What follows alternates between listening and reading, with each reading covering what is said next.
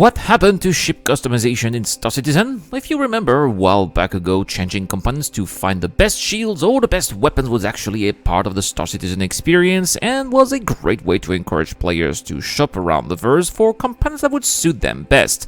Unfortunately, this part of the game is gone for the time being, and we got an explanation that tells us why.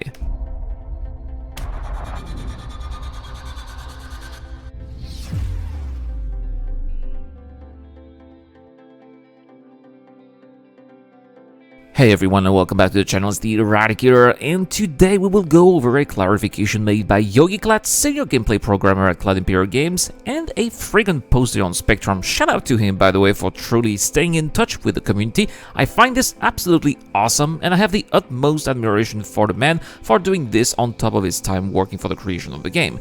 And so, there was a thread posted last Sunday on Spectrum asking the devs whether the ship customization will ever come back the way it was in the past, to which YogiClat replied, I will try to explain the state of the customization for ship components and why seemingly nothing has changed in the last year. Now, I like the nothing here in quotes because obviously he's going to be trying to debunk that, and I'm glad that we're going to get these explanations here. So, he says, when we introduced the archetype tuning, which included streamlining of all component sizes, it allowed to reset the tuning of all components, so it changed everything that had already existed before. The game had quite drastically changed over the years, and a lot of moving parts like the ship item balance couldn't really keep up over time. Now, in those times, back in those days, those ship components were not even physicalized, they were just data that were part of the ship, but these are gradually becoming physicalized in the ship. And also, they get, for example, damage if the ship is damaged, and they get, modified based on various events that affect the ship state. So that's why they're not just numbers, but actual part of the ship themselves. Streamlining all components was a necessary evil to regain control over the balance in the game. It also allowed us to get rid of a lot of balance offenders, like shield generators that were just better than others without having meaningful downsides. And remember that we want pros and cons for every ship, and it's true that there were definitely some shields that were definitely better, but without necessarily any cost to power or maybe less effective weapons, and I believe that this is going to be the direction that they'll be taking here. At the moment, that state, let's call it the archetype state, is still what we have because our current focus has not been on polishing the PU, but on getting the core flight combat experience a better shape for the future PU and Squadron 42, which is always the priority for the developers at CIG, making sure that the flight model is good enough, especially for Squadron 42 first, because they really want that single player experience to be absolutely perfect, at least in their opinion, and then eventually after that, it is going to transpire in the persistent universe. That might sound like not much, but it is a huge task containing drastic changes. It will also dictate a lot of changes for the components and their balance numbers. Staying in the archetype state for components allows us to iterate faster. So first, they want to make sure that the flight experience and the combat experience is the way they want, and then it is when they will be taking care of ship customization and a lot of these different components. So we already have an idea of how long it's going to be staying. Well, in theory, right? It's basically until they are finally satisfied with the flight model.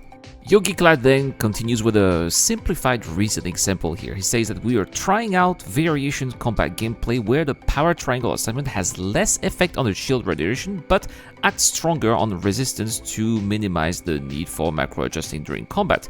If we had a lot of shield generator variances, it would mean that in order to test this out, we need to update the game data of all of our 60-something shield generator. That's a lot of files to adjust, and we'd need to do that for every iteration. Instead, we'd rather deal with only 5 shield archetypes, 1 for each size, until we figure out what kind of core changes we want.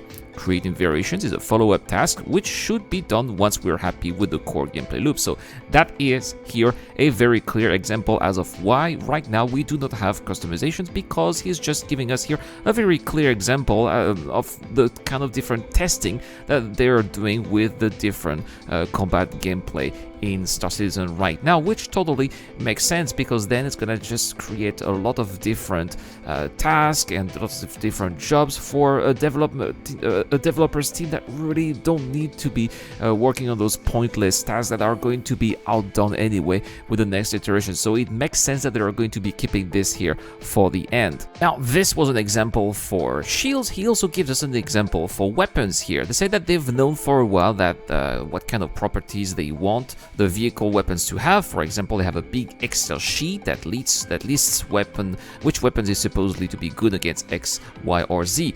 And they said that they could spend a couple of weeks to get the weapons that are updated to get all the variations. However, they also know that the above mentioned changes will inevitably require a rebalance of application numbers, velocities, fire rates, etc. So instead of updating all items at once and needing to maintain them over every release, they opted for the approach of reducing the complexity for the time being, as it is more manageable. So there we have it, guys. This is why it has been more than a year, and it's just a reality how long design and engineering can take, he says. Our above mentioned focus was actually established shortly after 3.14, and a good chunk of the vehicle feature team's work that happened since then hasn't seen the eye of the public yet. So there's a lot here that they're working on behind the scene that we just haven't seen yet because they're still working on it. So here they say that YogiClass says that he encourages to check out the monthly report to get a few glimpses of what they're working on, but that is as much as he can say at this point. So to sum it up here, he says that this all does of course not mean the variations will not come back. Of course they will come back, he says. And he just says that as of right now, we cannot have meaningful variations with pros and cons, but this is something that he personally wants and that the devs also want to have in the future. So there we have it, guys. This is the reason why customization in Star Citizen has been simplified, not because it is the vision for the game, but actually because they're still working on the flight models and lots of iterations are happening behind the scene, and they simply can't afford to be rebalancing each and every single component until they have a final version of the flight model and the combat model. But anyway, guys, let me know in the comment section down below, do you buy different components in the game right now in Star Citizen, or do you just leave your ship stock? I personally, that's what I do. I think the only thing that I change are maybe the content drives, and that's basically it. Let me know in the comment section down below, and if you subscribe to the channel and answer the question, you can get to win a Centurion with LTI. Also, feel free to be joining our Discord channel as well. You have the link in the description down below. And over there we have 2 more Centurions to give away. All you have to do is to join our video sharing contest, or you can also be a Patreon or a YouTube channel member. Guys, thank you so much for watching. Have a great day. Thank you so much to Captain Snake, Geek Citizen, Eric All, Dr. Frobin, and the DJ Dunn as the Eradicator, and I will see you guys later.